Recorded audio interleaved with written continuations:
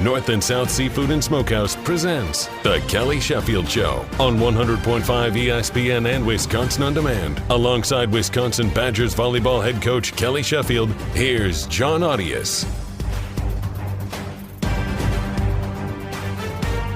And welcome. This is the Kelly Sheffield Show, brought to you by North and South Seafood and Smokehouse. I'm Jon Arias, joined by Wisconsin volleyball coach Kelly Sheffield. Kelly, thanks for joining us. And on today's show, I want to talk. I don't think I have enough questions. I think I have more questions than we have time for, is what I'm trying to say. But we'll talk transfer portal. We'll get fan questions as well. But you know, congratulations, I guess, on 2024 and the great season that this team had. I'm curious. Do you go back and do you rewatch the final game of the year, win or lose? Or does that ever occur? Has it occurred? Oh, yeah. I mean, there's a lot of deep dives that'll happen early this spring.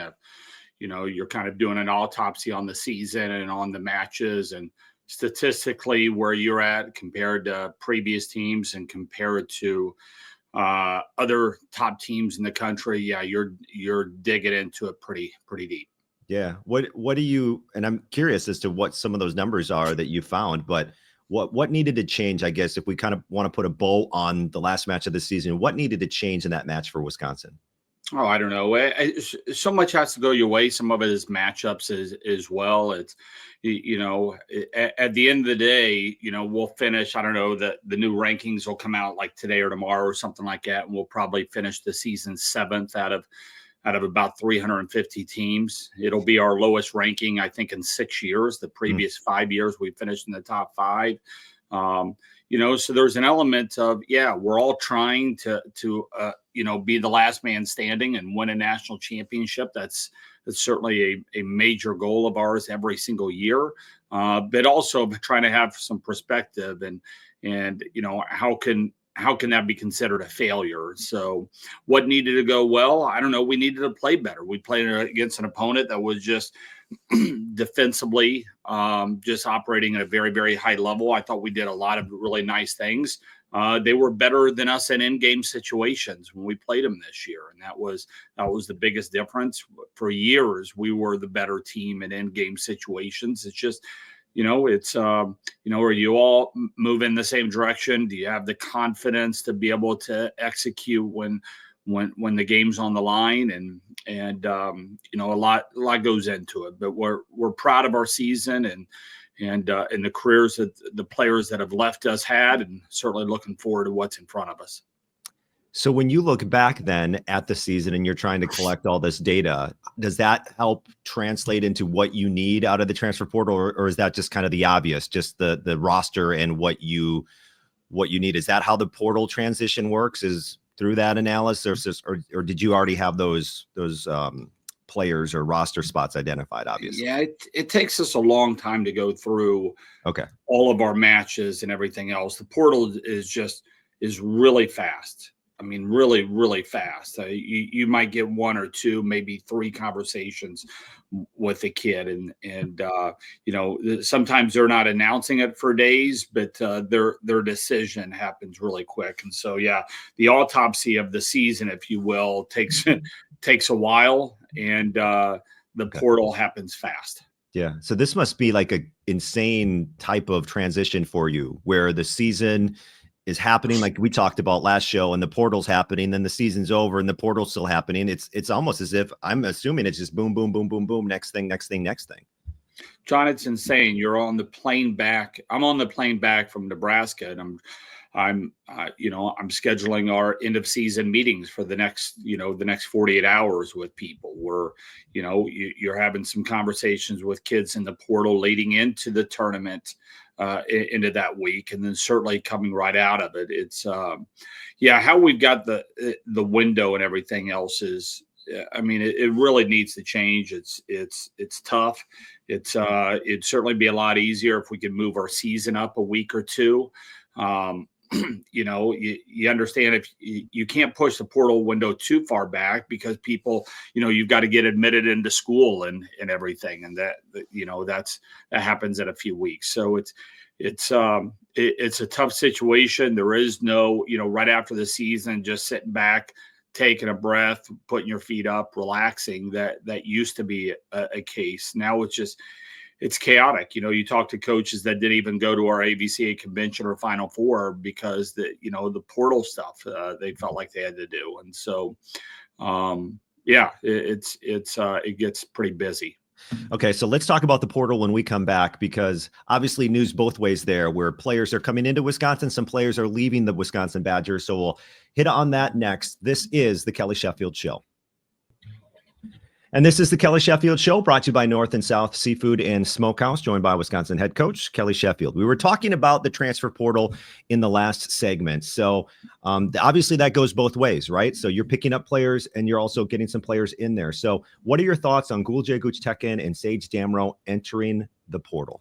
Yeah, I mean, they've been really important players for our program and great young women who've meant a lot to me and our staff and the players and the program. And so both of them will be looking for different opportunities.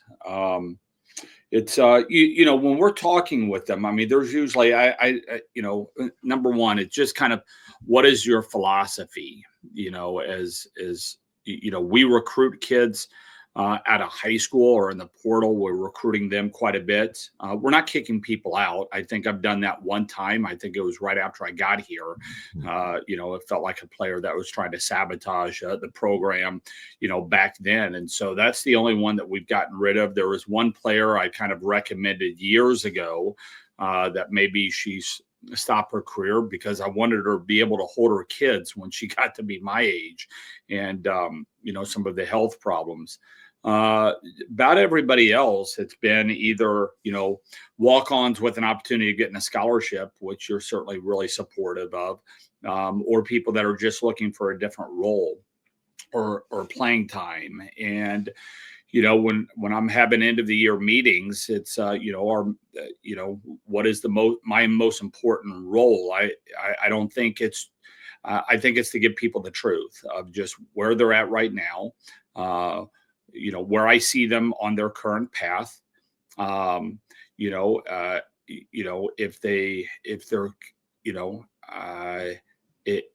capable of having a different role if they do A, B, and C. And so we have those talks with most people,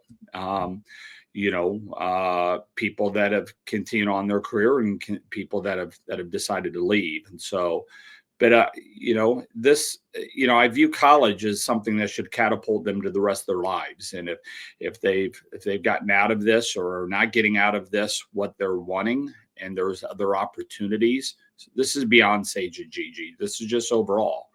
Then I've got to be supportive of that. When Dana Redke was trying to figure out whether she wanted to come back here for her 5th year, it was a coin flip. And actually, one of the meetings, I told her I thought she should go.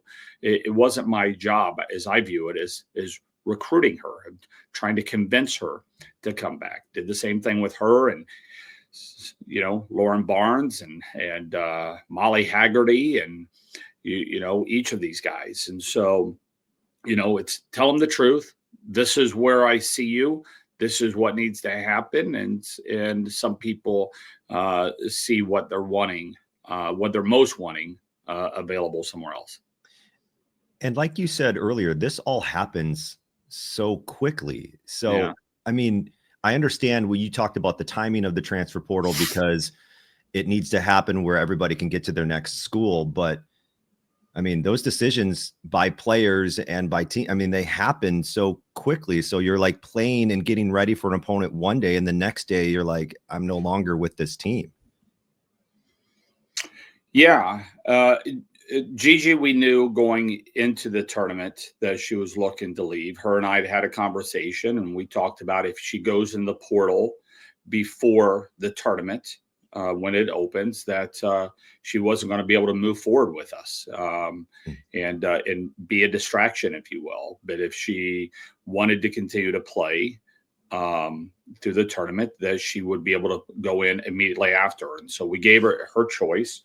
And she agreed with that and wanted to continue to play. And then immediately after, and I've been on the phone with quite a few schools trying to help her into getting to that next step. And so Sage, I don't think that was decided until afterwards, until we had our meetings.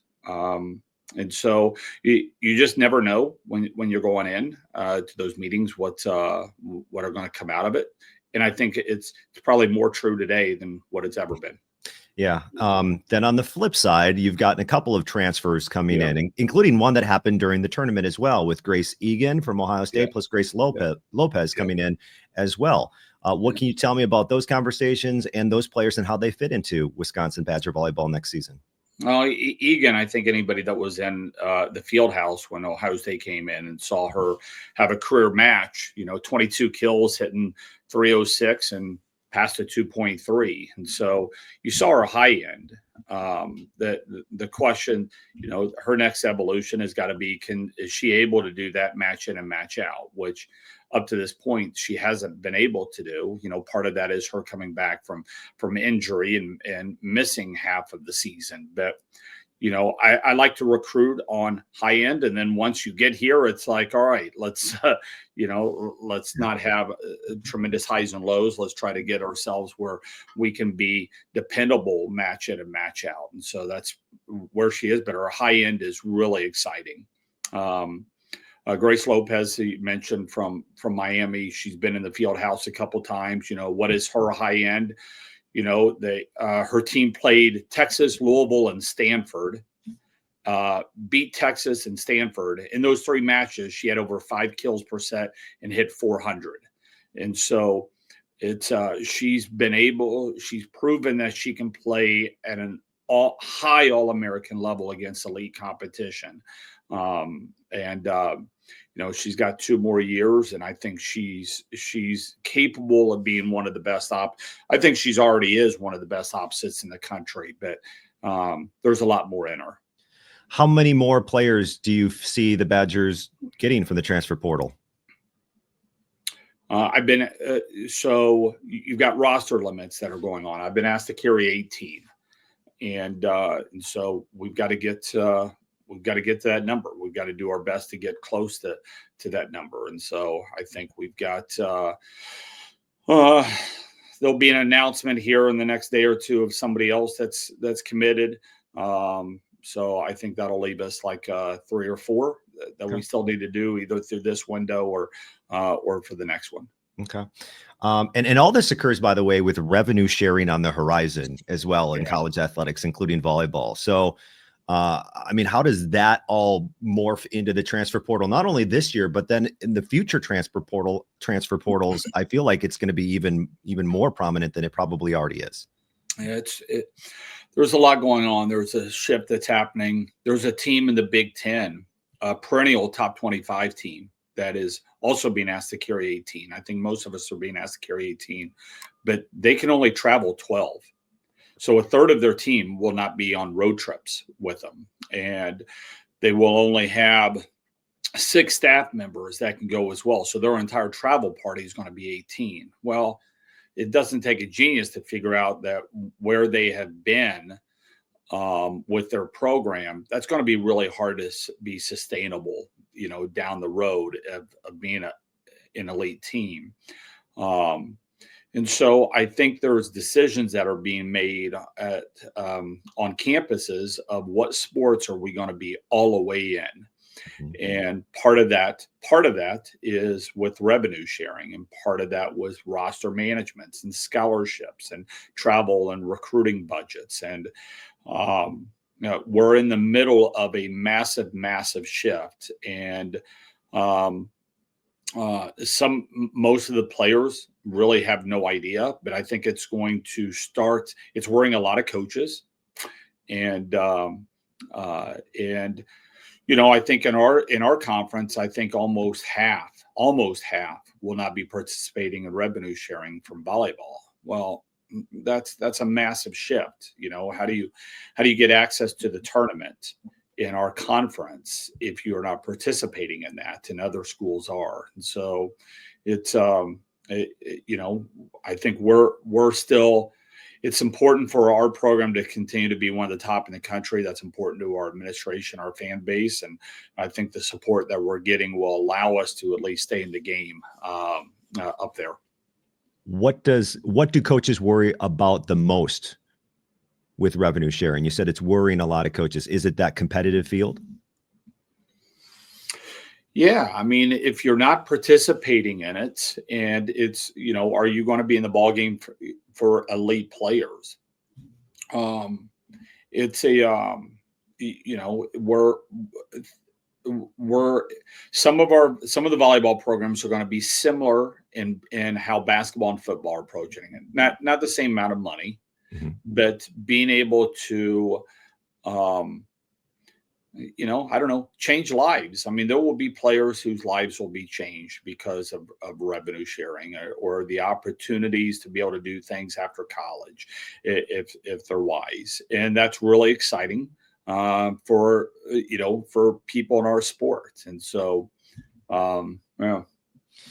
It sounds to me that revenue sharing, when this really, fully gets to where it's going to be here in the next few years, is right now is for the elite players and like the elite programs. It's like, and then everybody else is trying to figure out, I don't know. It just seems like there's got to be a way to make it more equitable for everyone. Is salary cap? I don't know. But then you need the money if you have a salary cap. So, well, there is a salary cap with if you're opting into revenue sharing as a athletic department, as a university, the salary cap is about $20 million, and that will go up. Yep. But there is no salary cap right now, until this actually passes. NIL is unlimited, right? And so the disparity is massive across the country. There is no limit. And so there essentially is a cap. It's just not everybody's going to participate in it in all their sports. So it's not going to operate like the NFL or NBA where everybody has this small window. You're going to have teams that are participating and teams that will not, and you will have some athletic departments that will participate in it, but only in these few sports, and other sports aren't. And so the NFL has to worry about one sport. College athletics, for us, we've got 23 sports. Well, not all 23 sports are going to participate in revenue sharing. Right. And every university will have to make those decisions on campus. All right. Coming up next, questions from the fans. I'm sure we'll probably have some transfer portal ones as well. Plus, Sarah Franklin has not played her last match in the field house. I'll explain. And will the Badgers be playing a few more matches outside the field house? We'll talk about that as well on the Kelly Sheffield Show. And this is the Kelly Sheffield Show, brought to you by North and South Seafood and Smokehouse. Every week on X, I'll post the question or post asking for questions for head coach Kelly Sheffield. And you guys have delivered all season long, so thank you so much for that. So we're going to get to some of these fan questions, kind of maybe do a rapid style. But first, a question from me as a fan, because I heard you in a previous interview while you were over there in Louisville, talking about, I think you said something about up to 5 games at the Kohl Center for Badger Volleyball. Are you talking like... what are you talking about? Well, we're trying to lock in an opening weekend tournament with where 3 teams come in. We play 2 of them, all teams that are amongst the top in the country.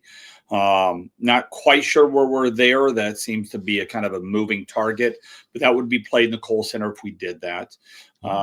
There might be a home and home with a recent national champion that we may be playing in the Kohl Center. We are looking at playing 1 or 2 Big Ten matches in the Kohl Center. And so it's not a permanent move. We're not even transitioning into a permanent move. But what I do think we're transitioning into is a phase that we will get in there once or twice a year. Okay, so more matches at the field, or excuse me, at the Kohl Center sounds really fun to me. What was your reaction to seeing Sarah Franklin staying in Madison? She's going to be part of Love Madison, and she will be playing at the Fieldhouse a couple more times. Yeah, it's exciting. I mean, it's been in the works for a few months. We've kind of known that. It's cool to be able to announce it, but she's an important. It's exciting for our area, and it's really exciting for their team. My daughter asks, who were you cheering for in the championship, Louisville or Penn State? Do you cheer or root for teams? No. No. Yeah. I mean, but both are great stories. You know, it's about time that a female won the national championship. I think that was really, really important. You know, it's too bad DeBeer couldn't play in that match. It's just especially in her hometown. I think that would have made it even more exciting. But yeah, I don't think it mattered to me. Yeah, that second set was really fun to watch from a fan's perspective when it got up to 34-32, I think it was. Serena asks, now that you can reflect, just how impactful was it to have Carlini on staff?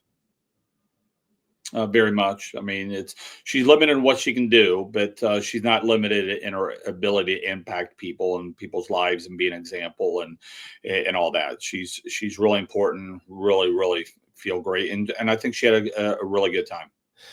This one kind of gets back to that second set I was just mentioning. Watching the second set of the championship match, has Kelly ever worn a smartwatch during a match? And if so, how high do you think his pulse has gotten?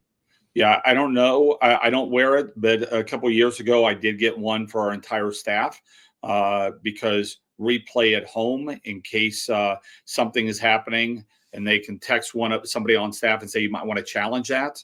The TV cameras are showing this. We've utilized that a few times. Okay. Do you plan on having any spring matches? And what are some examples of how strong the Badger volleyball alumni community is? So 2 questions there. Do you plan on spring matches? Yeah. And then we'll have some spring matches. Yep. Alumni are great. We haven't figured out what our spring matches are going to be yet. Still work in progress.